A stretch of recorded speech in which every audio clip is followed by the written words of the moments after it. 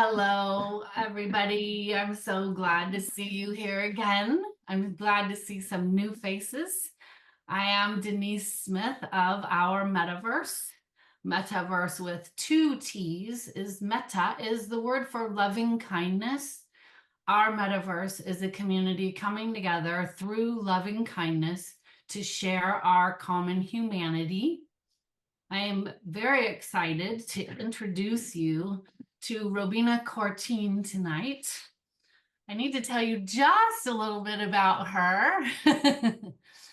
Venerable Robina was raised Catholic. She has been a classical singer, a feminist, a feminine activist, has studied and practiced martial arts. She became ordained Buddhist nun in 1978 after listening to the teachings of Lama Yeshe and Lama Zopa, names I mention here in Our Mettaverse frequently. She was the editorial director for Wisdom Publications, a Buddhist book publisher originating out of Nepal until 1987. She hates it when I go on and on, but I think it's very important, Venerable, so thank you. She was the editor of Mandala Magazine, the official print publication for the Foundation for the Preservation of the Mahayana Tradition of Buddhism until 2000.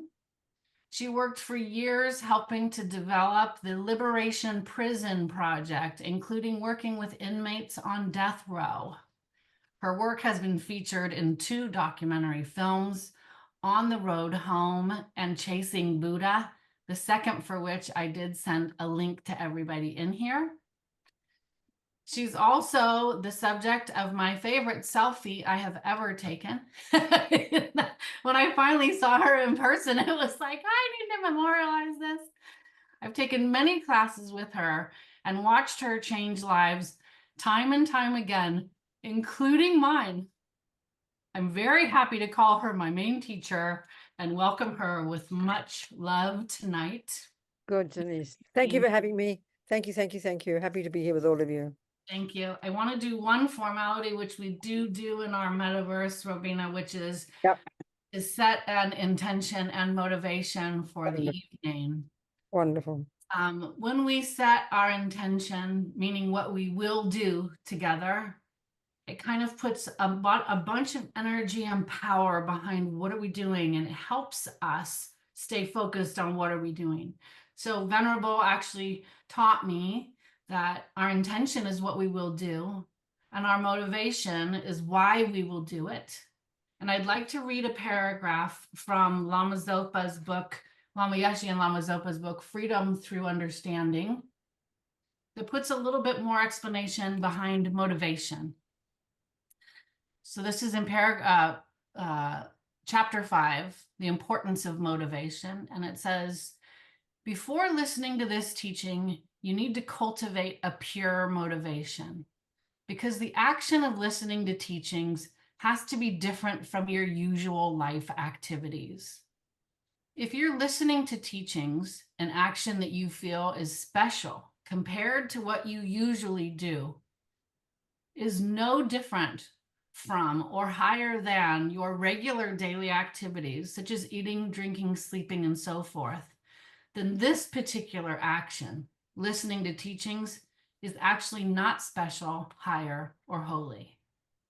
So I invite you with your own motivation, not one somebody tells you to have, and with your own intention to just take a few seconds right now and just think of what will you do while you're here and why will you do it?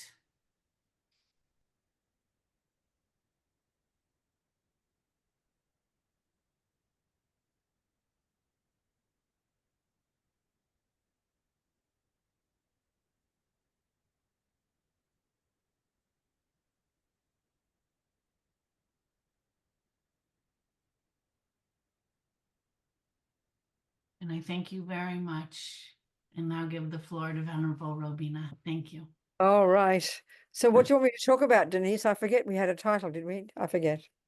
We were going to be talking about the wheels wobbling on our cars. Oh, okay. Okay, this is a really good one. Yeah. Okay, good.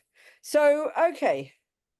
So, I think one of the biggest problems we have in our culture, our modern culture, you can call it the West, whatever you like, you know, where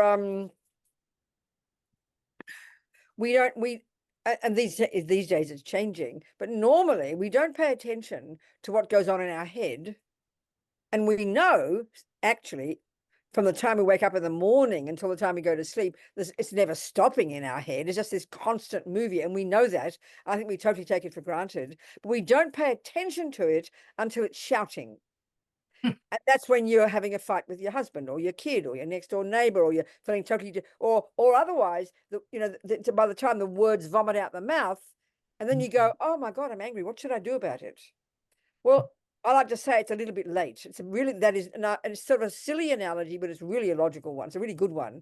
It's sort of like you're driving a nice car, but you've never heard of the concept of mechanics. So you never pay attention to what's going on under the hood. You don't pay attention to your wheels. So, I mean, you never do. So imagine if you've never heard of mechanics, you drive and drive and drive, and then you are at 120 miles an hour on the freeway, and suddenly the wheels fall off. Oh, my wheels are falling off. What will I do? So we know, I mean, the roads are pretty crazy, but you don't see wheels falling off because we all know you're paying attention. And as soon as the wheels begin to wobble, you go to the mechanics. And so wheels never fall off. So this is exactly what happens with us, you know. We just think it's normal in our culture. We wait till we either want to murder your husband or yourself, or you're inert in bed from such profound depression, but you don't notice until then. So we don't pay attention until it's way too late. So that's, I mean, the commonest question I have with all of us, you know, like in a teaching, what will I do when I'm angry with my child? What will I do when I'm angry with my husband, or indeed yourself? Well, that's like the wheels falling off. You do not wait until then. And I mean, it seems kind of corny, but it really is quite profound, you know. So I probably could say that, you know, the Buddha, this marvelous person, I mean, the Dalai Lama always says it was these amazing Indians more than 3,000 years ago, and that's well before the Buddha. They were the ones who began the investigation into the nature of self, you know. And of course, I like to be sarcastic and say, well, we white people, European type people, think it was probably Freud 100 years ago. Aren't we clever, you know? No, they've been at the job for a long time. And it's only, I think, really now in our culture, since probably the Dalai Lama, you know, bringing all these different views together. He's been amazing, you know, the amazing conversations that have been going on among scientists these in the last 30, 40 years, honestly, as a result of the Dalai Lama's input. And so now there's such incredible awareness of this unbelievable genius yogis and scholars and thinkers of 3,000 plus years ago. Buddha was 2,500 years ago. I mean, what did we know before this about India, about Asia? Nothing, you know. So so I think you could almost say that one of the key things he offers us is this type of what we call it meditation, you know, invented by these Indians more than 3,000 years ago. Okay, the level to which they invented it is pretty sophisticated and subtle, and it's simply called constant. It's a technique, a psychological skill. Well, as soon as we say the word meditation, we kind of lose the plot and get a bit sort of mystical. But no, you know, it's a skill of the mind that it's called single pointed concentration, and when you've accomplished it, they call it samadhi. And it's this incredibly sophisticated, incredibly subtle level of mind that actually we don't even posit as existing in modern neuroscience, because it's way more gone. It's way beyond the senses, and it's way beyond the brain. And this is not meant to be mystical, but it's this incredibly sophisticated skill, and you don't need to wait to get to the subtle level to get benefit from it. That really is what the world knows vaguely as mindfulness. Okay, there are 47 varieties,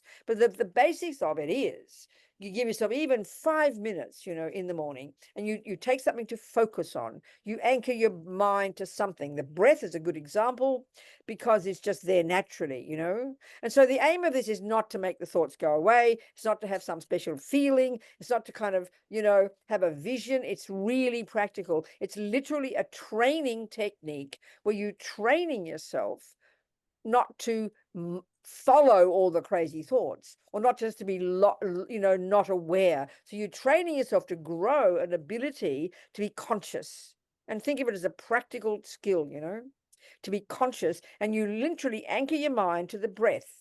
Of course, your mind will wander off in half a second, and you bring it back again. You bring it back again. You're training yourself. And so you might not get much concentration. Don't hold your breath. And that might, and it's the serious levels of concentration they talk about in Buddhism, forget that one. We won't go anywhere near that, but that's not the point. The skill that we learn in starting the day, and then indeed combined with intention and motivation, to just simply focus your mind on the breath. The thoughts are still completely there. And in fact, sometimes you think you're getting worse. They say in the texts, actually, that one of the signs of success in this technique, they describe the technique in terms of 9 stages of cultivation of concentration. And they say that the sign of success at even the first stage is that you think your mind's getting more berserk, but it's not. You're just noticing. So although in that 5 minutes you're focusing on the breath, you can't help but hear the crazy chatting. And don't think that's bad. Do not. It's actually good, because the Buddhist approach is very practical, that we can learn to become super aware with all the crazy conversations in our head, and we can learn to make sense of them all, like really learn to make sense. Right now, it's just uncontrolled chatter, and we don't notice it, as I said, until it's really shouting. But we can learn to pay attention to what the hell is going on in our head before it vomits out the mouth, before you're in bed inert with depression and can't move. This is the skill. It's such a practical skill, but it's kind of scary too, because we can't handle the stuff in our head. And it's a very gross level. But as naturally you learn to cultivate this development of some kind of awareness, using your breath as your anchor, nothing mystical, I promise, you start to hear you really do think your mind's getting more crazy. But it's always like that, but just we don't pay attention. So why do we need to pay attention to the crazy thoughts? We would rather they all go away. Not at all. Because they can eventually. The Buddha's idea is pretty amazing, that the long-term result of the Buddha's own this person, his own experiential methodology, the long term is phenomenal. It doesn't even exist in our culture. Then we can actually rid the mind altogether of the rubbish, and to grow phenomenally all the good stuff. So we can learn, in other words, to be super in charge of all these seemingly uncontrolled thoughts that we just know we didn't invite. And sometimes it's very shocking to discover the thoughts that are there. So we kind of have a lot of fear about them, and we really rather they all just go away. But we have to have the courage to want to become familiar, because it's my mind. It's my mind. It's my thoughts. It's my mind. Of course. And so it's kind of nerve-wracking, because there's a lot in there, but we can learn, and this is really essentially the practical approach in Buddhism, as Lama Yeshe calls it, is to learn to be your own therapist. It's the hardest job we'll ever do, because it seems impossible. And the other tragedy is that when the emotions are strong, when the negative emotions, the anger and the fears and the depression and the jealousy, and don't think negatives like moralistic, not at all. They're the painful ones. When they're really strong, the real problem is that we give them total credibility. When you're upset, when you're hurt, when you're jealous, when you're resentful, and you hear this chatter, we believe every word it says. And it's usually, I'm hopeless, I'm no good, I'm a creep, I'm nobody, or he's a creep and he's nobody. And whatever that story is, when it's very emotional, we totally believe. It's like this script in our head, and we give it total credibility. And that's our tragedy, So especially when it comes to our views about ourselves, kind of the irony of ego in Buddhism is that we don't like ourselves. We think we're nothing and nobody. And this is why we have all this emotion. The key thing that Buddha talks about, the main source of our suffering, he calls it attachment. Not what we think of as like bonding with people. That's lovely. But this unhappy, this feel coming from a deep feeling of not being enough, deep feeling of dissatisfaction. Not only do I not have enough, but the deepest level of this pain is I am not enough. And that's what we call self-hate in our culture. I am nothing and nobody. So that's the source of this enormous kind of emotional hunger, attachment, that then looks outside us for something that's missing, because it feels like I'm nothing inside. Something's missing. So if something's missing, you got to fill it. You got to look for something to fill up the pain, to fill up the hole. And that's what we mean by attachment. And so the obvious first level of attachment is the objects of the senses. From the second we wake up in the morning until the second we go to sleep, all the outside world appears through the lenses of our eyes and ears and so on. So this emotional hunger, this attachment, then dumps itself onto that object, the person, the sound, the shape, the smell, the food, you name it. And then what it does is, this attachment, it exaggerates the deliciousness of that object.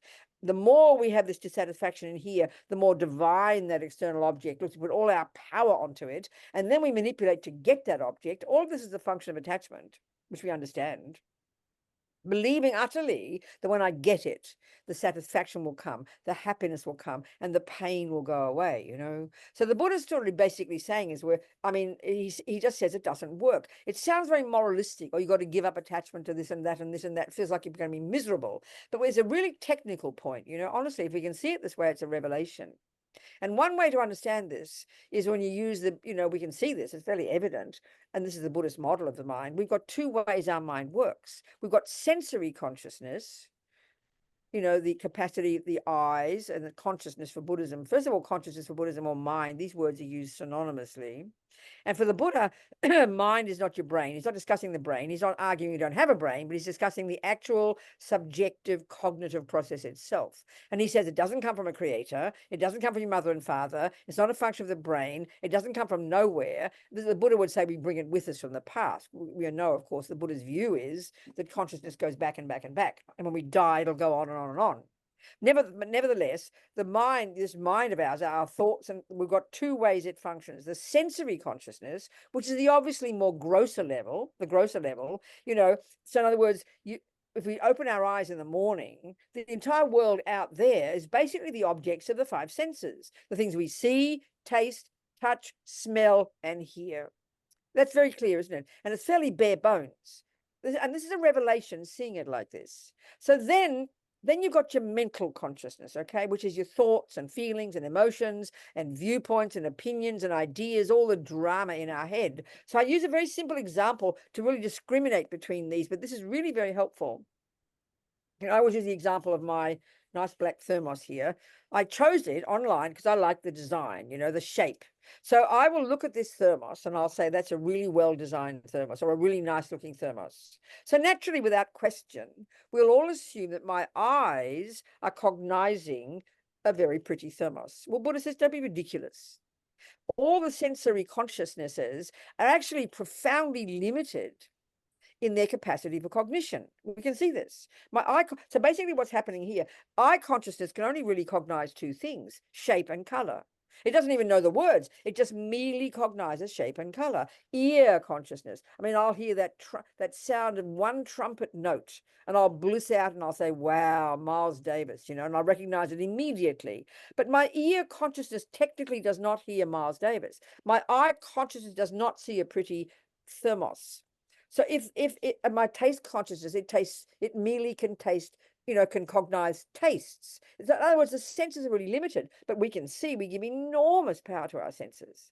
We judge we judge all our happiness and suffering in terms of our senses. They're gigantic. We make the body the boss, as Lama Yeshe says. So let's look at this. So if my eye consciousness doesn't have the capacity to cognize a pretty thermos, which part of my mind does? Well, guess what? That's your mental consciousness. And as I like to say, it's like the millisecond my eyes go here, quicker than Google, and I'm not joking, quicker than Google, I access my mental consciousness, which is, as Lama Zopa puts it, it's where the workshop is. And that's where all the thoughts and feelings and emotions and viewpoints. So then out of my mouth, quicker than anything, comes the thought, oh, what a pretty thermos. Well, guess what? It's an opinion. That is a cognition. That is a concept. That is a thought. It is an opinion. And guess what? We live our lives from the second we wake up until the second we go to sleep, having opinions about the outside five sense objects, the people, the things, the Mr. Trumps of the world, the drama, the mountain, the car, the rainbow, the food, you name it. They're just the objects of the senses, but we endlessly are making stories about them. And this is where the dramas are. It's really quite amazing to think of it this way, but it's exactly true.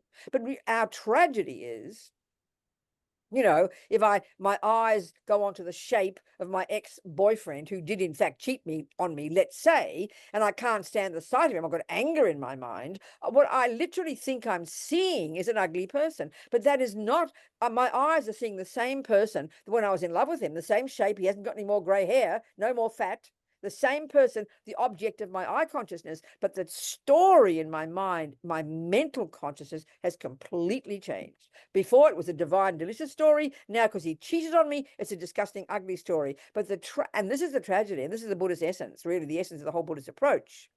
We have all these dramas in our head. We have these opinions, these viewpoints, these stories. But whatever the story is at the moment, we don't believe it's merely an opinion.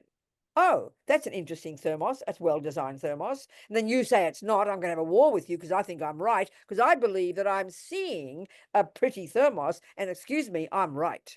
And that's how we work. Look at this in the world. You know, we believe in all the conceptual stories and all these scripts in our head, believing that they're the truth. And the Buddha's saying this is what gets us into trouble, you know.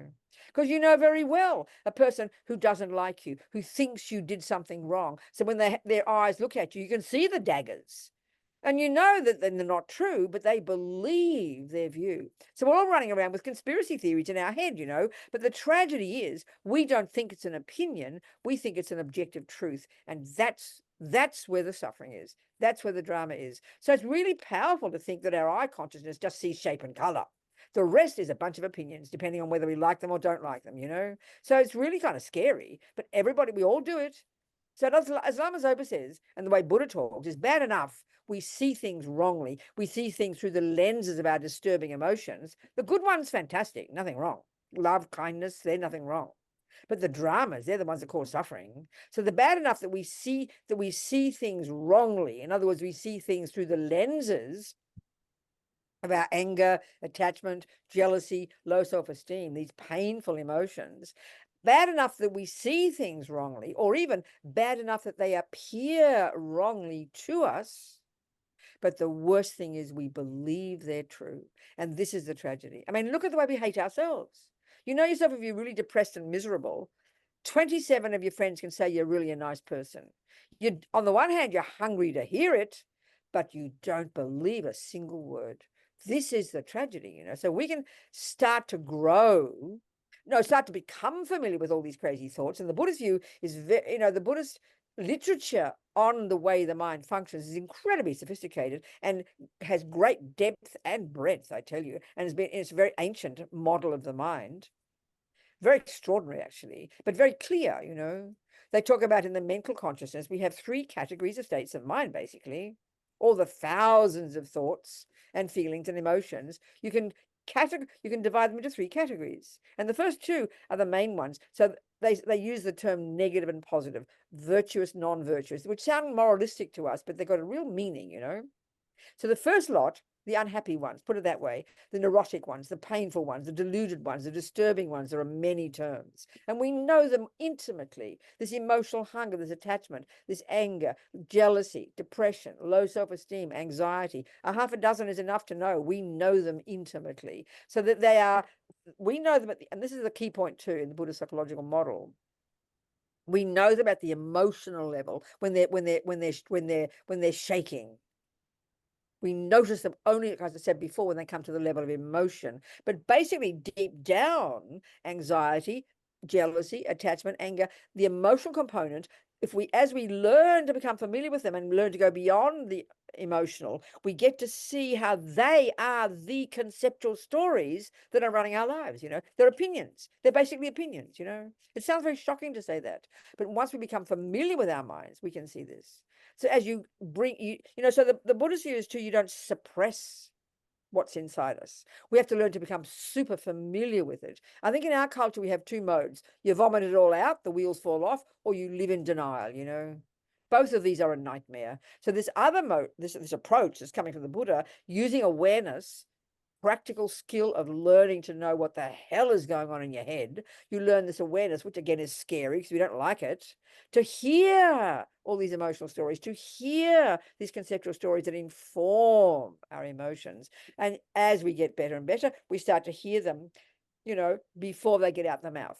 So, for example, you might do a little practice every morning, and then you go to breakfast, and there's your hubby slurping his coffee yet again. I mean, I'm using the dumbest examples, and I always suggest always start with the small one. Don't wait for your wheels to fall off. Wait till when they wobble. So there he is slurping his coffee, and we can't stand the sound of his slurping coffee. We know that. We get upset, irritated, angry. And so whereas once you just blurt out the words, but now beginning to be aware, you catch the story in your head before it comes out the mouth, and you say, shut up, Robina, give the man a break, it's just slurping coffee. And you learn to literally reinterpret it. That's how sanity is, and that's how peace comes.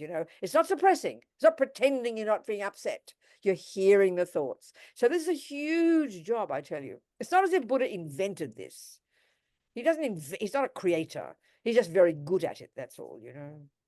And so this is the key, as far as the Buddha is concerned, it's the key to success and happiness and suffering. Because you can't guarantee only the nice things will come. We all know that. You can't guarantee. And attachment's big problem is desperate only to have the nice things and can't stand the ugly things. So, of course, we're living in anxiety all the time because we know we can't guarantee good things will happen. Whereas we can control our minds and work with them and become richly aware of our thoughts and feelings and learn to reconfigure them. They're not set in stone. We can mold our minds into any shape we like, as Lama Zopa says. Then we can learn to be in control of our lives and not lose the plot, you know. This is the bottom line. This is day-to-day practice. Forget the long-term result of nirvana and Buddhahood and all this, you know. So that's what I want to say. So now I want you to have a conversation with me and ask me questions and whatever you want to say. Tell me it was a load of rubbish. I don't mind. Whatever you like. Have some conversation now. Come on. Questions. In the chat or speak to me out loud is best. I like that better. Have a conversation. I'm going to start off here, Robina, just to Good on you, darling. Go on, Denise. I have lots of tools and lots of things to rely on and to go back and forth. And then I have somebody send me this thing saying, you know, I'm a real estate agent by profession. And somebody sent me this thing saying, is it true that they're going to go away, or 30-year mortgages are going to go away if Project 2025 gets enforced? Mhm. And I had never heard of what this Project 2025 is. I'm a little bit of a bury my head in the sand so I don't get too overwhelmed, but let's talk about it if it's necessary. And I start looking it up, and my interpretation of it is it's the dictatorial manifesto. Uh-huh. And so I go online and I go to look up what is Project 2020. And as I'm reading it, this person, you know, tries to shoot Trump. And I'm going, okay, you know, I have all these tools for this, you know. I've been taught that if I'm sitting with my own child who's terminal, the only thing I can do and the best thing I can do is be present in this moment with my child. Well, okay, you know, It's hard to be present in no, this I know, darling. No, okay. There are two impending wings. No, I know. There are two wings of the bird. Okay, I like this saying, you know, and this is really dividing all the Buddhist practice, the Buddhist stages of practice, and it's detailed in a very incremental way. The first part of the work is called the wisdom wing, which sounds very dramatic, but it really just means what I'm discussing right here, learning to first know your own mind, to know your own rubbish, to take responsibility, to know that, yes, it's painful, but it's not set in stone and I can change it. And why would I want to do this? Because you know what, Robina, I'm fed up with suffering. I'm sick of being a victim. I'm sick of being pulled from pillar to post. I'm sick of being unhappy. You got to have this recognition, like a self-respect, that you're fed up with the rubbish instead of the impulse to feel like a victim and blame everybody else. And I'm not saying the world's not a bad place. Bad things do happen. It's a very powerful. And so from this comes some kind of clarity and sanity, you know. So then that's the wisdom wing. That brings you more. So when the dramas do come and your child is there and the dramas do happen, or you lose your job or your leg breaks or the Mr. Trump gets shot or the world falls apart. I mean, look at the world. You learn not to lose the plot. You learn to keep steady. You learn not to be pulled from pillar to post. They're all the right words. That's the first stage. Then you look around and you go, oh my God, everybody's in the same boat. So then with your loving daughter, your darling daughter, because you've done the work in yourself, you're now able to reach out and give her not just be present, but be incredibly empathetic, incredibly loving, giving her courage. You get beyond yourself and help the other person. But you can't get beyond yourself if you haven't worked yourself out first. Do you understand? So compassion and love is a more advanced level, but it comes from, we like to use the term in our culture, self-love, self-compassion, but that's this inner work, this intense inner work of responsibility, accountability, and it's self-respectful, you know, and from this we can grow, then we're able to help others. That's the bottom line.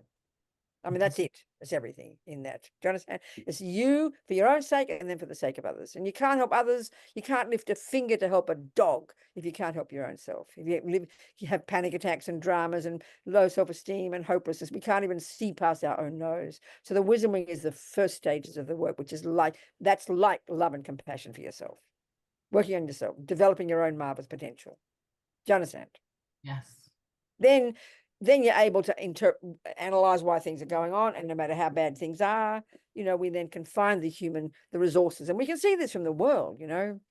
I mean, like if you read, I see a documentary recently about one of the wars, Second World War, I think, and then all the people living there in Germany. And when your life's all lovely and you're in the midst of that time in like say in Germany, and then you gradually see the signs of this awful thing happening, you always think, nah, it can't be possible. Things can't get worse. It can't get bad, but things do get bad. So we live in this fantasy of hoping things won't get bad, but we might as well be equipped for the worst thing possible. It doesn't mean you'd be depressed. It just means anything can happen. And then the more you work on yourself, the more you're capable of handling it, and the more you're able to give good example to others and be support to others. That's the point. If we're all drowning and you start losing the plot, then everybody drowns. But if you can be some optimism from working on yourself, and then you can stay steady, and then you find the resources to deal, with your dramas. I see this with my friends in prison. Like a friend of mine in prison from Mexico. He just was visiting a friend in Miami. He's an actor. He's in movies in Mexico. A lovely human being with a wife and kids. And he's in the car, and somebody is on the way to the airport, and there's a road rage guy, and then he hops out of the car and gives him a punch in the nose, and the guy dies. Suddenly he's 3 years in prison, and now he's got a 5-year sentence. He didn't anticipate that. Nobody anticipates these things. Dramatic things can happen. So now it's been a wake-up call for him. He's now finding his own self. He's learning to find the resources in himself to help him survive the bad things that happen in life. We have the wisdom when you can't avoid it. Running around being nice to other people is not enough. You can't do that if you haven't done yourself, You see my point, Denise? Mm-hmm. Mm-hmm.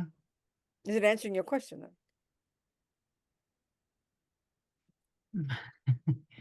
I guess I sit there going, I mean, how many people have plans to move out of the country if one thing happens to the other, right? It's just this major aversion that we're planning rather than what is practical between now and an election. What is practical no matter what happens, I just think, right? I mean, all we can do is just, I mean, I think that if we can see, there's always two things. There's the outside world, there's the thermos, and then there's my opinion about it. There's the politics, and then there's our opinion about it. So if something is getting that bad, and you really can make a rational decision, you want to get the hell out and leave. If the people in Germany who had enough common sense saw the danger, so bought their tickets and came to America or went to Australia, very intelligent. If you can see and you really make a conscious decision to get out of the way before the thing falls apart, or you just go with the flow, and you work with it, and you work on yourself so that no matter what does happen, you're capable. Yeah. Wendy, can you press mute? Yeah. She just joined, Robina, sorry. But do you understand? I mean, otherwise, because the problem is what you're talking about exactly is the strong impulsiveness, which is so default, it's so natural, we don't even enable it, is this constant need for everything to be lovely. It's like an emotional, it's attachment. Then what arises at the thought of things not being lovely, that's what aversion is. And when aversion is very strong, that's anger, or it turns into depression. So these are the problem. So no matter what the politics are, if you have aversion or attachment on top of that, it's double trouble.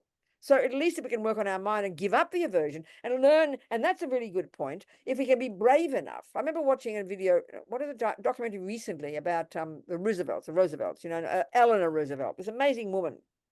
And as she said, learning to deal with the suffering in life, to stare down the problems, we have aversion, we want to push it away, but to have the courage to look it in the eye. So if you're going to suddenly see someone like Mr. Trump business, don't be scared of it. Read the facts about it, look at it, because as soon as you look at something, it dissipates. But if you have aversion and don't want to go, it's 100 times more fear.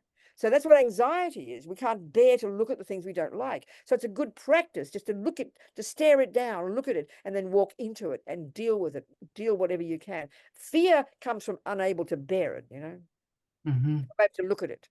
And then you break it down then, Yeah. Really, Denise, we go between attachment and aversion like 1,000 times a day, and that's where the drama, that's where anxiety comes from, that's where depression comes from. It's not being simplistic, it's profound. We've got to catch it 1,000 times a day, and then notice. So even this is why I'm saying a simple example. Don't wait for like if you're in Germany in the 1930s, don't wait for the drama to happen, but start before you work on something. Deal with the small events. Deal with the slurping of the coffee. Deal with stubbing your toe. I talk stupid examples. Don't wait for a war to happen before you start working on your mind. You deal with the small baby events. You confront the slurp, you confront the stub, because one is stubbing the toe, which is a physical experience. The second part is the anger about it. And we will go, well, of course I'm angry, I stubbed my toe. Well, no, anger is an interpretation. As shocking as it sounds, we can learn to change that. So the same, then when the serious stuff happens, then you're equipped to handle it. Quite literally. Do you understand? Because we can't guarantee everything will stay the way we want. We can't guarantee it. And trying to make things be the way we want is what anxiety is, you know. We've got to be, this stuff is very subtle. It takes a while to notice this process, you know, but it's possible. It's possible. What else, anybody? Any other questions, people? I have one. Can I speak up? Laura, talk to me, sweetheart. So I am not as articulate as either of you two, so this might take me a minute to get to, but don't you worry. You talk to me exactly as you want. Say what you want. I'm a physician and I'm also a mom. And I feel like I'm a sponge for other people's emotions. In that when I see suffering, it hurts almost like it's happening to me. I hear you, and Laura. Especially, I mean, particularly with my kids.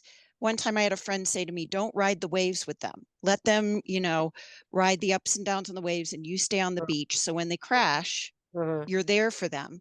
But I feel their highs almost like it's happening to me. I feel their lows almost like it's happening to me. And my patients that I get to know and I really care about, it's super emotional for me when something is going on with them. And I find myself, I work part-time, but I don't work part-time. I work every single day, all day long, that I'm not in the office, because I don't want somebody to have to wait for a cancer diagnosis. I don't want somebody to have to wait to get in for a study that I need them to do. And I run myself ragged. I am an emotional, I'm emotionally exhausted almost all the time, terribly anxious, terribly. And it just makes me want to retreat. I mean, it's just so hard to have such intense emotion. I understand, Laura. I understand totally, darling. I hear it. I hear it. And what I'm doing is using the Buddhist analysis that I've got of the mind, hearing you crystal clear. So let me just give you an analysis, you know, from the Buddhist perspective, an analysis of what you just said. May I do that? That's what you want, isn't it? Oh, yes. Laura? Sorry, I went on mute. No, just the analysis. So you can see, you take from this whatever you like. So it's not as if I'm not going to give you a solution, but I'm giving you the analysis, and then it's up to you to try to apply that solution. That's the whole point. So this is the thing about in the Buddhist view, which is, I think we sort of can see it kind of, we understand it, but I think it's very precise and very articulate in the Buddhist approach to the mind. That basically, I began saying this before,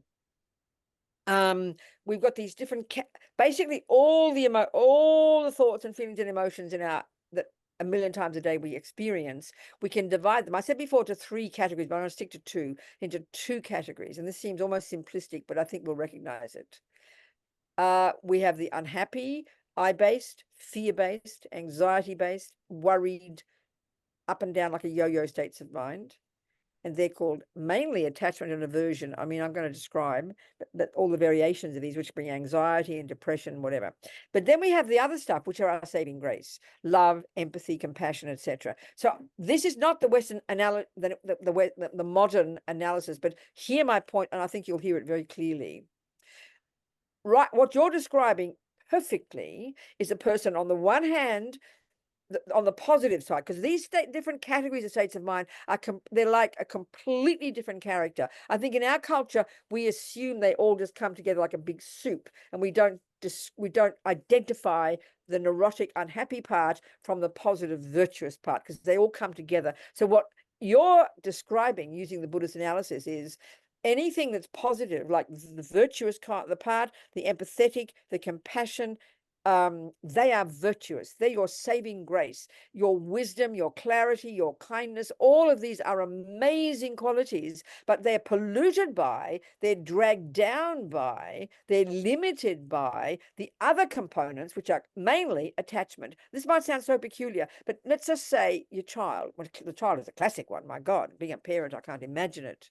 But you know, a mother, there you've got this, you have a mind. Laura looks at her child, and inside Laura's mind, we'll put it this way, using the Buddhist view, you've got the neurotic, I-based, fear-based states of mind, and the particular one here is attachment, which is an over-exaggeration of their deliciousness, this emotional neediness in you, to be close to them, to think about them all the time. I'm talking about it in a negative way. Don't try and hear my point. It's a polluted part of yourself that's restricted and not happy. Then you've got, it's mixed completely with the best part of yourself, which is love, which is the delight they're happy, which is compassion. You don't want them to suffer. We've got to make this, the Buddhist view is, in our own awareness of our own mind, we have to learn to distinguish between these two completely different states of mind. Attachment is needy, emotional, I-based, fear-based, and love is delicious, empathetic, wise, and other-based. Can you hear my words, Laura? I want you to be off the mute. Can you talk? But Oh, yes, definitely. I can. 100%. They come together like a big soup, and we assume they're the one emotion. But when so it's just the same with, you know, like a piece of cake, a delicious piece of cake. Attachment in you thinks about it when it's not there, is hankering after it because you feel like there's something missing. You then, when you see the cake, that attachment makes the cake look more delicious. But at the same time, when you taste the cake, there's the rational, reasonable, and the pleasure that comes from it. That's valid, that's appropriate, but we can't see the difference between the cake that's there and our fantasy of it. So the same with, if we love it, we talk about being in love. Mothers basically are in love with their children. Think of it this way. The attachment in you exaggerates this object, is fearful of upsetting the object, is fearful of them rejecting you, is fearful they mightn't love you. I mean, all this is in there underneath, and it pollutes the ability for you to be aware of them, to be conscious, and to be loving. It feels like one emotion, but there's two things going on completely. Are you hearing my words or not, Laura? Yeah, I definitely am. So patience is the same. I mean, you've got it's clear from your words. You have empathy, you have compassion, you want your patients, you really care, you go the extra mile. You don't just wait till the clock says 9 a.m. when you go take care of your patients. You truly do care. But our trouble is we don't see that this attachment in us, which we've all got, Laura, not as if you're unique, is this neediness to be, I mean, this sounds hard, the need to be seen as a good person, the need to be seen as a good girl whose mummy's helper. This drags down your compassion, drags down your wisdom, and that's where we end up going too far, and then we can easily get misused. That's when our children can kind of abuse our kindness. Kindness is perfect. Kindness can never cause suffering. It's attachment and neediness and expectation and possessiveness. That's the part. It's very hard to see it, but that's the part that causes us pain. That's the part that causes you anxiety. I mean, I can think of all the people during COVID, the nurses and doctors went and killed themselves. It's because we can't see this other part of ourselves. The Buddhist view is we can learn to lessen the neurotic, I-based, fear-based stuff and grow to a tremendous degree the love and compassion. But the love and compassion will be rooted in profound wisdom. And when you're at that level, you can never get disturbed. You have got wisdom, you know how to act, and you don't bring it, you don't carry it with you. It sounds almost inhuman, but it's totally possible. But it needs an enormous amount of self-awareness to distinguish between these unhappy neurotic parts of ourselves and the wise empathetic parts of ourselves. This is the Buddhist way of saying it. Do you get my point, Laura? I do. Yeah.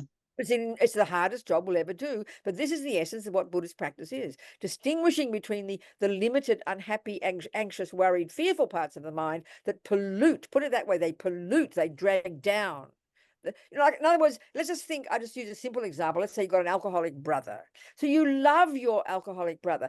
love means you want him to be happy. You have empathy, you have compassion. This is grounded and marvelous. But then because you've also attached to your brother, then you stick your nose in where it doesn't belong. You give him advice when he didn't even ask you yet. You think about him when he's not there. You talk about him behind his back to other people, and you worry about him. You build up this big story, and you can't see your brother for anything. Whereas if, the attachment part, it's needy. In other words, attachment in us wants is like Denise is talking. It's desperate for everything to be lovely. Attachment on its own is like a little vampire. It can't stand problems. So that's the panic attack part. So then that pollutes the kindness. You stick your nose in, you go to your brother, you tell him to go here, you tell him to go there. You think you're being compassionate, but it's attachment half the time bossing him around. Whereas if you just had compassion, you'd have wisdom. You'd know he's not ready for your boring old advice. Love him for who he is. Don't invite him to dinner. He vomits in the soup. Love him for who he is, but don't stick your nose in where it doesn't belong. Attachment makes us stick our nose in where it doesn't belong.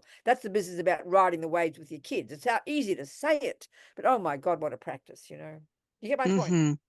And so releasing or being aware, I guess the first step is to kind of recognize distinguish the it's very attachment. hard. That's it, Laura. Yes, yeah, It's really subtle because they come together. It's not as if you have yeah, 5 minutes of attachment, then 5 minutes of love. They completely yeah, come. yeah, Because only with a lot of inner awareness, seeing your own, because ego is very, so it sounds cruel to talk this way, but we're all like it. Attachment is the voice of ego that wants you to be a good girl. You're, your mummy's little helper. You don't want to be seen. I mean, it sounds mean, but it's very hard to see how this drags down the compassion and kindness. I mean, don't ever give yeah. up the compassion and kindness. Sometimes we throw the baby out with the bathwater thinking that it's empathy that causes our problems. No, empathy can't. It's attachment and neediness and expectation and fears that pollute the kindness and end up causing us pain. It's very hard to see it, but this is the analysis. And that's where meditation That's where helps. just having a daily kind of practice of just, it's not magical, but at least you're training yourself to see your mind, just to sit there,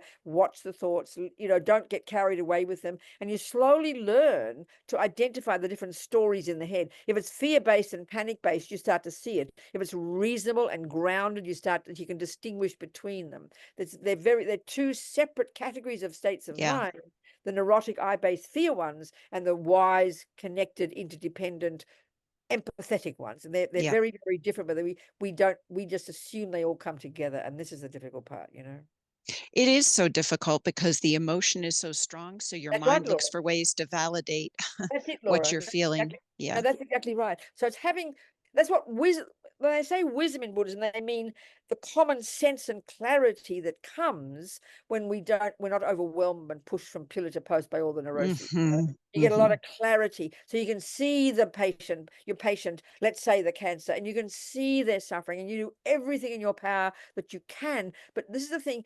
It's almost like you respect your children to make their own mistakes. So you also give respect to the cancer patient, knowing it's their death and you can't stop it, Do you understand? Do you understand? Even though they're emotional and they're overwhelmed, you don't buy into that. You give them whatever you can, and you give them the respect to have their own emotion, their own cancer, their own death, their own dramas. We don't try to make it not. Attachment wants to make everything nice.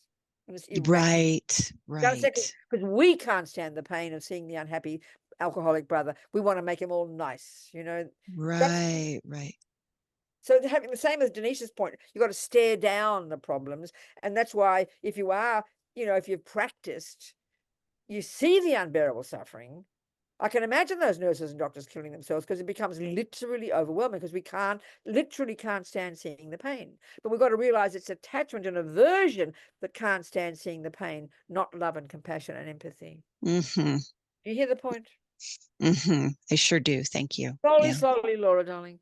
But meanwhile, rejoice in your goodness, rejoice in your virtue, rejoice in your compassion.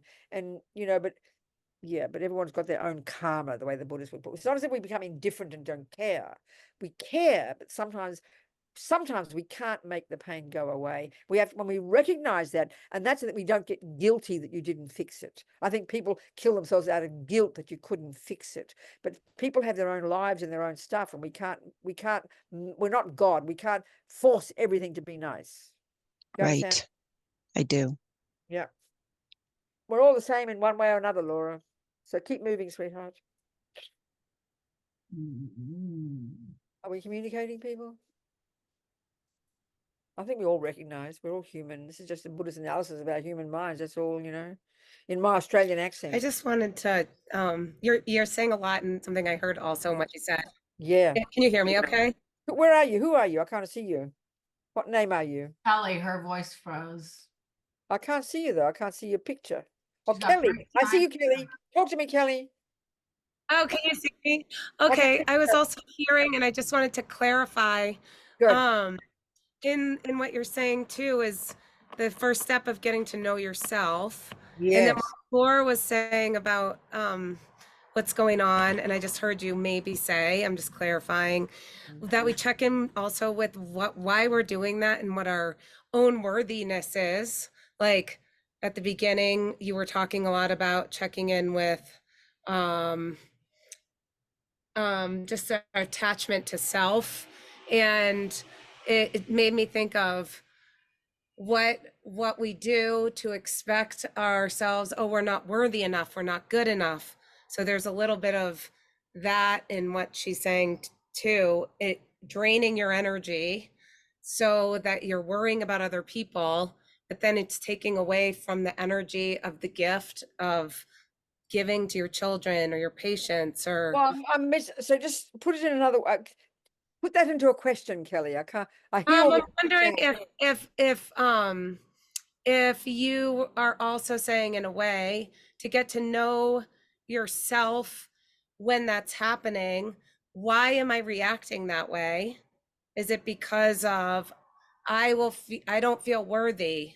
Like I don't So feel give me an example when the not feeling worthy. like I don't feel worthy if something happens to my child What do you mean or by that? something happens to my That's client. an astonishing statement. What do you mean you don't feel worthy? Well, I think that when is a something big happens to your thing. child? I know, but explain it to me. What do you mean? Oh, I just think that that's kind of a big thing that we think I'm not good enough or I'm not doing What enough. has it got to do with your child suffering? You said something happens to your child, you feel not worthy. Can you put those two together for me? Oh, yeah, I'm just saying in general, not personally, or maybe probably personally, if something were to happen, a lot of us would think, oh, I'm not good enough, or Yeah, but I'm sorry to be. I'm not trying to be boring, but I can't relate what you're saying. Can you give me maybe give me a scenario, Kelly, and then tell me the question. Oh, Give me a I scenario. guess I was looking at Laura's scenario as far as being in a scenario of getting exhausted by, Okay, so it's helping. So there you are, Kelly, and have yeah, you got some people you're responsible for in your life? yes, of course. Okay, so then say there's a person you're responsible for, and then go on. So then go on. And then you feel a little bit let as if you have to be in some sort of control of how their lives turn out, especially as someone who is a healer or a What teacher. did you mean by not worthy? I just don't understand your word. You've got to explain to me, Kelly. You've got to explain.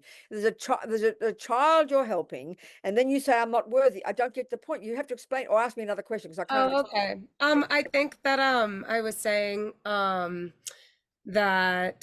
a lot of times it has to do with that feeling of not feeling worthy enough or good enough inside ourselves. If we If you stop right there and say that I can talk to, but in okay, relation to yes, another person having a problem, I couldn't put these two together. okay, But the yes, worthy one is a massive point, Kelly. This is the irony of ego in Buddhism. yeah. That when we have this enormous emotional hunger, this attachment and this neediness that she must make me happy and he must make me happy, and if I get more cake and I get another job and I change my body, always this constant unhappy dissatisfaction inside us is why we're always hankering after something else outside. Then that hankering is itself low self-esteem. In other words, why do you think about it, analyze, why would I hanker after cake? Because I don't think I'm enough on my own. Why do I hanker, especially after other people's approval? I think our deepest attachment on the planet more than for sex and drugs and rock and roll, is other people's approval. So why would I want your approval, Kelly? It says, because I don't think I'm enough. So this not being worthy is the problem of ego. That's the irony of ego. Ego isn't one big fat bossy person. The irony of ego is we think we're nothing, which is why we hunger after people to approve of us and give us this and get that and do this. We're never satisfied. We always feel miserable. This is a very common suffering we have, and it's heartbreaking, Kelly. So this one of learning to see that this constant neediness for things is, which is this pain of attachment, is why we have that suffering. So it's kind of like learning to fill ourselves up from the inside, not on the outside, you know, because cake, you can have cake until the cows come home. You can have $40 billion till the cows come home. We know this, it's easier to say it, but that never, the sensory objects can't bring satisfaction, because satisfaction and contentment and fulfillment and self-respect come from inner changing the mind, our own literal, our view. We are already worthy. We are already, everything that we are is in us. So the a Buddhist approach is learning to discover that and change ourselves, our own view of ourselves, and literally know that we are worthy. But it takes time. It takes time. It takes time, Kelly. Yeah. You with me? Yes, I just wanted you to speak to that, because I think that's underneath pretty much most Everything, people, right. That's right. everyone. This is the way Buddhism would describe it. That's what attachment is this bottomless pit of emotional hunger that is never satisfied, not only with what I've got, but even as you're describing, we're not even satisfied with what we are. So we assume it's got to be filled from the outside. It's got to have people who love us, people who approve of us. And if they don't, this is why we're devastated. The fact is, I mean, we've got to really ask the question. This is so primordial. We've got to ask the question, why do I think, okay, when people, the commonest one people have is loneliness, isn't it? Loneliness. So analyze loneliness. It's not being mean. Loneliness is saying, I don't have another person whom I can share my thoughts with. So the assumption is, if I have to have the thoughts on my own, somehow we assume they're not, those thoughts are meaningless unless someone else hears them. But if my thoughts are so meaningless, why would I want to share them with anybody? Why is it we need someone else to say that my thoughts are nice? I mean, it sounds hilarious. But this is how primordial this low self-esteem is that we have. We assume we're all just a half a person. There's nothing wrong with relationships. Get as many as you like. Have people love us. But their love, we often treat it like we're a bit like a vampire. And, you know, he says to me, oh, I love you. And then we're not satisfied. We say, please say it again. And then 57 years later, he's still trying to say he loves us, and we're still not satisfied. So we've got to use that love as nourishment to grow our heart, ourself, and become our own fulfilled, content, joyful, satisfied human being. Are we communicating, Kelly? Yeah. It's hard work. I like how you're describing it, and also just it's very important, and that's where a lot of anxiety comes from. Which is what? Feeling. For you mean? No, I think for me, or anyone I've ever worked with, I feel like inside it's this. That's right. This we're not enough. We're not enough. Yeah, we're not enough. That's the I'm not enough, so I'm going to keep pushing and doing this and that, and then it creates anxiety, and then stop, Kelly. What? You're not enough, and what do? So it creates this type of anxiety. No, darling, you missed the point. You said, I feel not enough, and then you do something. What was you saying you're supposed to do? What are you saying? I feel like people will often, including I've done this too, push harder or do more. Push which harder? What are you talking about? Yeah, like maybe work harder. But why would you want to work harder? Because why? To prove that you're... To prove to whom? To prove yourself, to prove your... To whom? To everyone. Now, Kelly, stop right there. You just hit the nail on the head. You're talking about other people seeing that you're a good person. That's the schizophrenic problem. We've got to give up, Kelly. Yeah, I know. That's to be our own person and be satisfied with our own place and be content with our own thoughts and validate our own self. That's what I'm saying. Yes. Job to be done. Yes. Yeah. Heal us. I mean, it sounds easy, the words, but this is intense day-to-day job. And then everybody will adore us. We won't have to wash. They'll all be crawling up our door, dying to meet us because we're such lovely people. Because people can't stand other needy people. We all know that. Do you understand? Kelly, are we communicating? Kelly's picture's frozen. Does anybody else have something to say to me or ask me something? I'd like to. Hello there, Rachel. Rachel, speak to me, sweetheart. Hi, Robina. I just wanted to say it's an honor to be in your presence, and I'm Oh, darling. grateful for just your wisdom and your time this night. Okay, sweetheart. So my question for me is studying kind of the energy points within our bodies, kind of the chakra points. I don't know if that kind of goes with Buddhist philosophy, but with you, you have such a strong and powerful voice.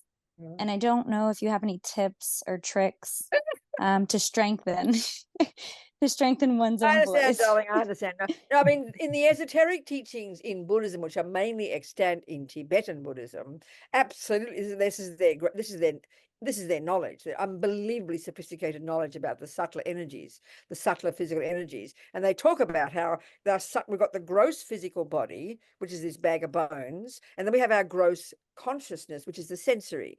And they link together inextricably. And then you've got this subtle level, which includes all our thoughts and feelings and emotions. They're said to be more subtle. And the way they describe the subtle physical energy, which is the same as the Chinese system, the Tibetan medical system, the Ayurvedic system, where we've got this 72,000 subtle channels in the body that go from the head to the toe.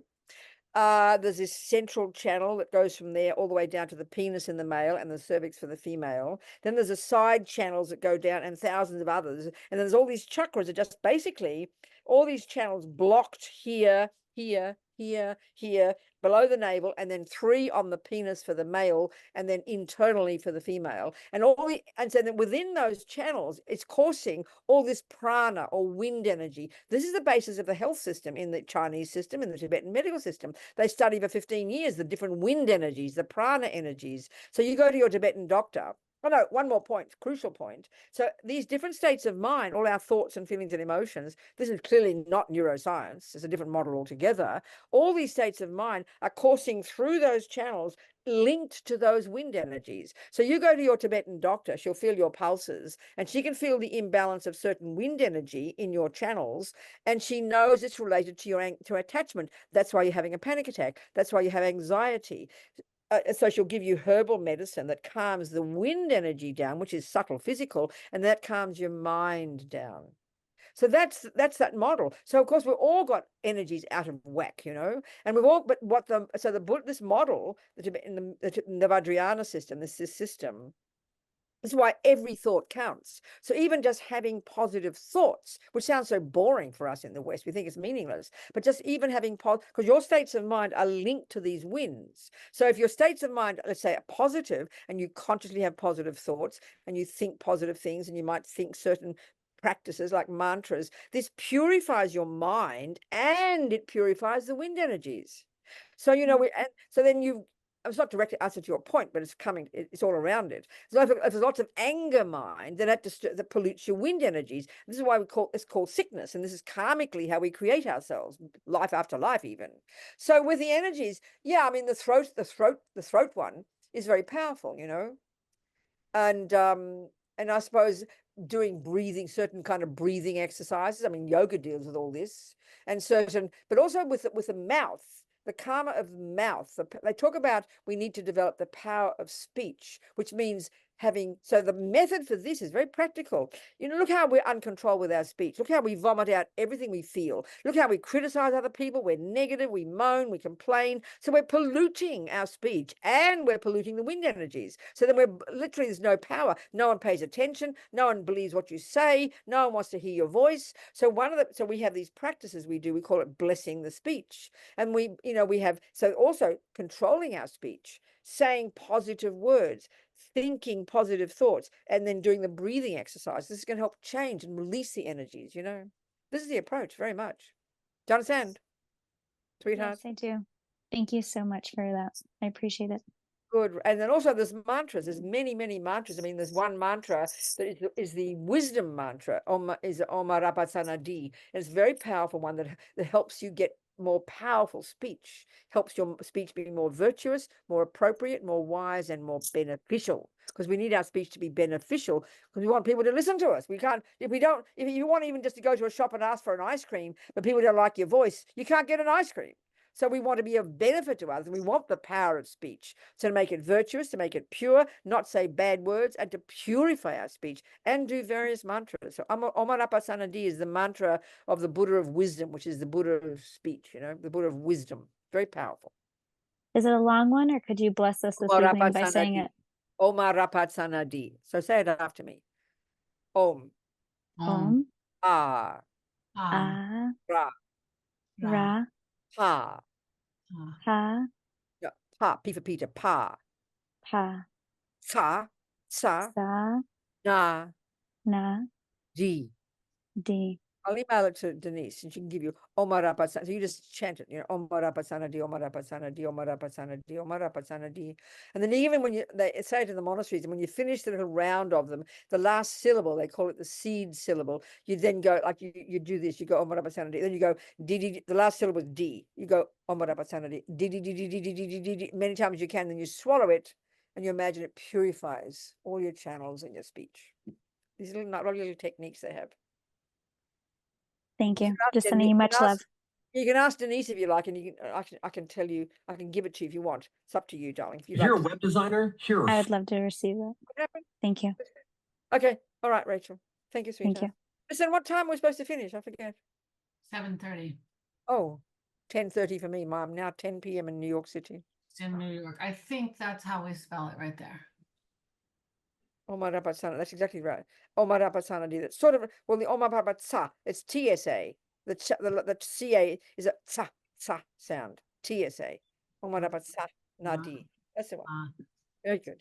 That's the Buddha of wisdom is called Manjushri, gentle voice, Manju. Yeah, okay. Go on, sweethearts. Talk to me. Anything more? We might. Yeah. Yeah. Yes. Hello there. Hello. Which one are you, Susanna or Toby? Toby. Good, darling. Talk to me. Hi.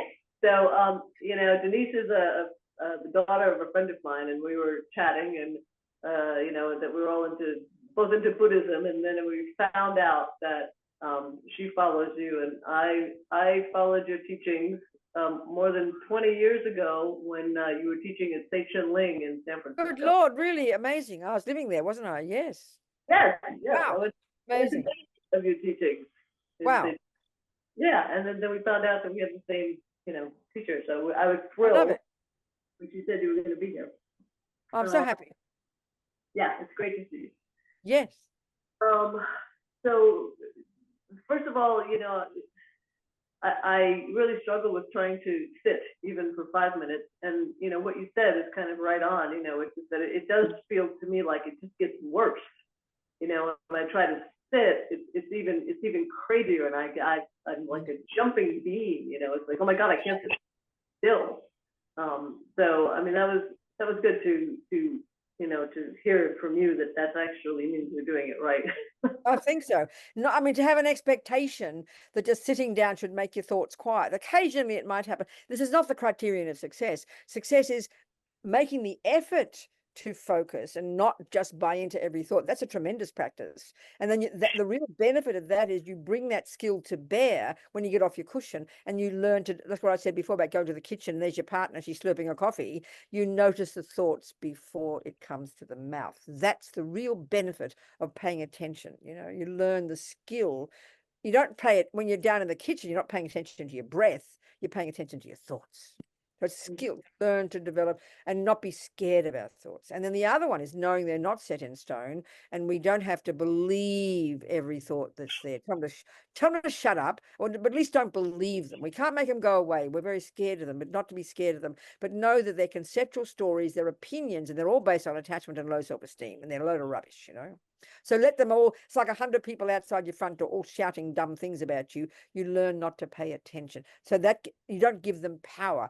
We're not to be scared of them. You can't force them away. They're all just old habits, but at least don't give them power. Don't give them credibility. And then we can also, I joke about how all these thoughts, my roommates in my head. So then because the neurotic ones are louder, we give them all this power, but we've got all the positive roommates as well. We've got to bring them out from under the wardrobe, in the wardrobe and under the mattress. Bring out your positive thoughts. So to say, oh, shut up. It's okay. You know, it's okay, Toby. You're okay. You're doing your best you can. You're all right. Look at you. And you say positive thoughts to get over on the top of the negative ones. We allow the negative ones to run rampant, and then we believe they're true, and we can't force them away. So we have positive thoughts as well, and rejoice. This is the dumbest sounding practice for us, but we have to consciously say positive things, consciously rejoice in our virtue, rejoice in our effort, rejoice in our practice. We absolutely have to do that. We love to have the negative. We allow the negative ones to dominate. Do you understand what I'm saying? Mm-hmm. Yeah. Because if you want to even just look at yourself, Toby, and did a bit of analysis, it's not being rude about the world, but you are conscious, you're doing your best, you're trying to be kind, you're trying to be good, you're trying to control your body and speech. And excuse me, to have those qualities on this planet, to consciously try to be a better person is a pretty rare thing. So you should be, not the 1% of rich, but the 1% fortunate. And I'm not joking. We should remember that and delight in that and pat ourselves on the back very seriously, but we forget. We really do forget. Yeah, true. Thank you. So yeah, when I sit, I mean, it's just my, I just like, I can't keep my butt on the cushion, I just like, I gotta get up, I guess. I know. So then don't worry about it. Just don't do that. Go for walks instead. Don't worry. Don't force. There's no magic in sitting down quietly. Don't worry about it. Just don't worry about it. Do it in other ways, honestly. Truly, Toby. Okay. Well, it's wonderful to see you. Where are you these days? I didn't have once I left San Francisco, like in about 2000, I was on the road for like 10, 15 years nonstop, no home at all, teaching around the world. But now I'm settled down in New York City. Are you? Yeah. Super. Okay. Well, I'll get to New York City periodically. I'll find you. Okay, good. Do that. Okay, my darling people. We might have to finish a bit early, Denise. I talk so fast and so energetically, I make myself tired. And we've covered an awful lot. Are you unmuted on purpose, Carrie? What happened? My husband's with us, Carrie, and I see him unmuted, so I'm asking if Oh, that's Carrie. Okay, good, Carrie. Talk to me. Hi, Robina. It's wonderful to see you again. And you're Absolutely. purely amazing and inspirational. Oh. And I didn't unmute myself on purpose. I was enjoying the wonderful words of wisdom that you're sharing with us. And it's very helpful. Good. I'm happy. So here's Nathan has something to say. What's Yeah, Nathan? I do have something to say. So yes. Nathan's 19, Robina, and he's so curious, and it's amazing. Apparently, Nathan, apparently, I'm very curious. So Go for Nathan. me, I've been on this journey of like the thoughts, become aware of my thoughts, being aware of my mind. And somehow it's led me into Buddhism. It started when I was like 17, about 2 years ago. Yeah. And somehow it unlocked something within me. I'm not really sure how, but my question to you is, over the past 2 years, now I am very much noticing, like after this long, now I am fully noticing like waves within my ability to be aware, and like I'll go from a time where it's usually months at a time where I'll be very aware and I'll be able to be in the present. And then there's, months where I'm less in that. And, I struggle with the way that I view that. How do you mean by that? What do you mean by that? Tell me what you mean. So a lot of like, I try to think of it as like the waves of life. So like in the same way that there's waves of life, like I'm going to become more aware, and then I'm going to become less aware, and that less awareness is going to teach me something. But I kind of like view it, I kind of look down at myself because of that. I kind of view it as like I am like reverting back to my old ways. I understand, Nathan. Yeah, that's not fair, really. I mean, if I take the Buddhist analysis, the levels to which we can develop our mind are pretty advanced for us. Most of us, unless we put serious effort into many, many practices day and night, we're not going to get that level. Not in this life. So be delighted and be a bit humbler with yourself and know that already, I think this is really the miracle, which I was saying to Toby, the fact that with respect to human beings on this planet, I'm not being arrogant or rude, but I would suggest that the vast majority of humans have never thought of looking at their minds. Only pay attention to the outside. Don't pay attention to their thoughts, and certainly don't have much wish to change their thoughts and become less neurotic and more kind. I think that's pretty rare. So the very fact, Nathan, that whatever reasons in your life, age of 17, these approaches are meaningful to you and you're trying to pay attention to your mind, then I think just be a bit more humble with yourself and know that, you see, the Buddhist approach is nothing we ever think goes astray. So all the good times, that doesn't just disappear. It's building. It's like as if you're learning to be a really good tennis player. And some days you're just flowing, other days you have aches in the knee, but you know that overall you're moving forward. Some days it feels down, but you haven't lost. There's no way you can lose the good that you've done unless you kind of get so angry and want to kill people. But it's all part of the process, And the other point just to make, awareness is the first step, but then becoming your own therapist insofar as you can learn to then reconfigure the thoughts, not just stuck with them and observing. That's the first step. But then we can learn to be in charge of them and grow the positive ones and lessen the neurotic stories. That's the major thing too, that then we're not set in stone, Yeah. That somewhat does lead me into another issue that I deal with. So you're talking about how, like, yeah, it's a cool thing that I'm even able to do this, right? Well, it's phenomenal that you as a human being want to see yourself and take responsibility and learn to be a better human being. That's a pretty amazing thing, quite frankly, Nathan. 100%. And honestly, this is where my question is I genuinely know that a lot within myself. I know that, and I see that in the world. Or you know what? I know that I am aware, and that a lot of people aren't in this world. So you feel so then you should feel delighted that you are able to see this and be grateful to your own hard work and have compassion for others as a result also, isn't it? Not be arrogant about it. Exactly. That's exactly what I deal with is a lot. Like I've analyzed myself, and I know for a fact that I very much sometimes look down on people.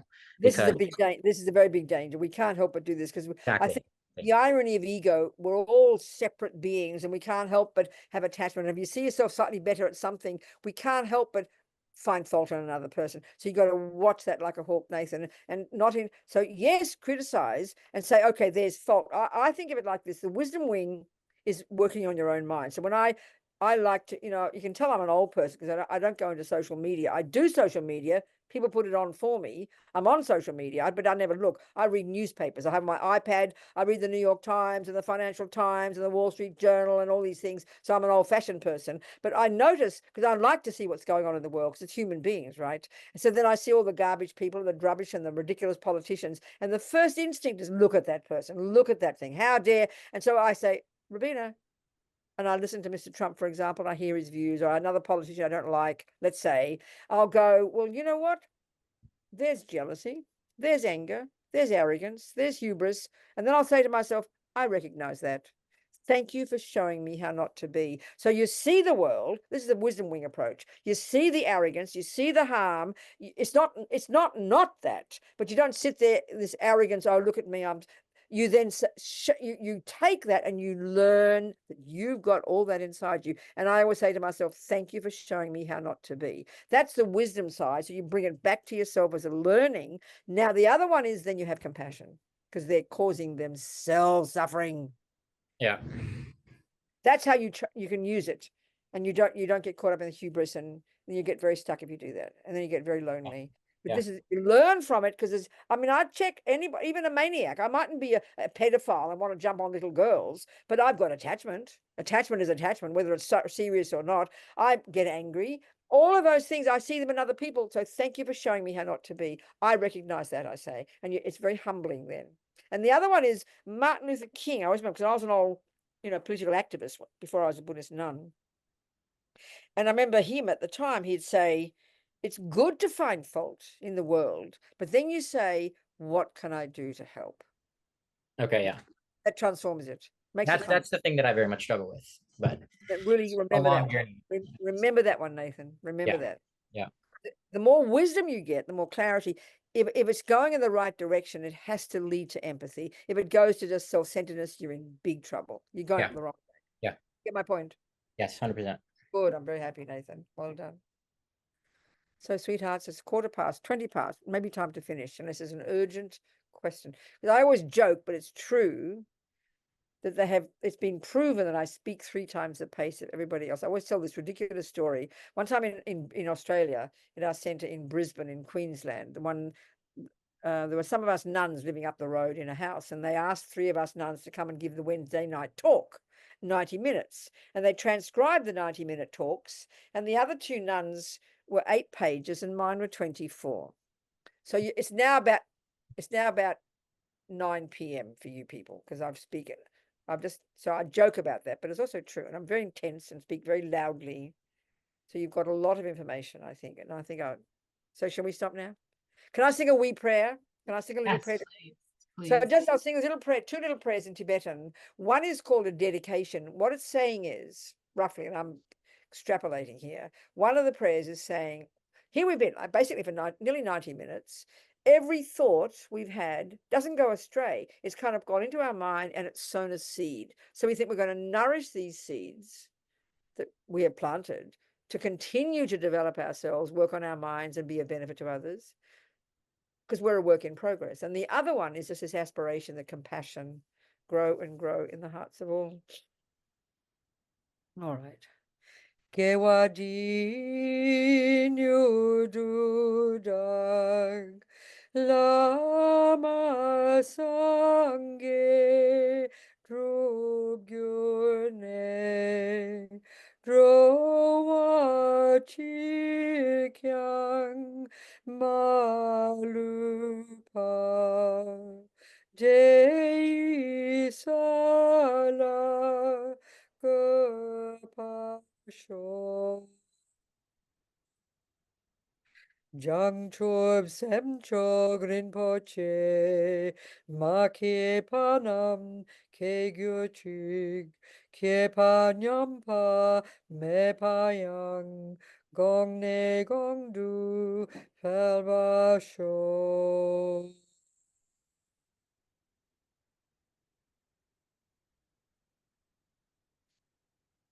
Thank you, everyone.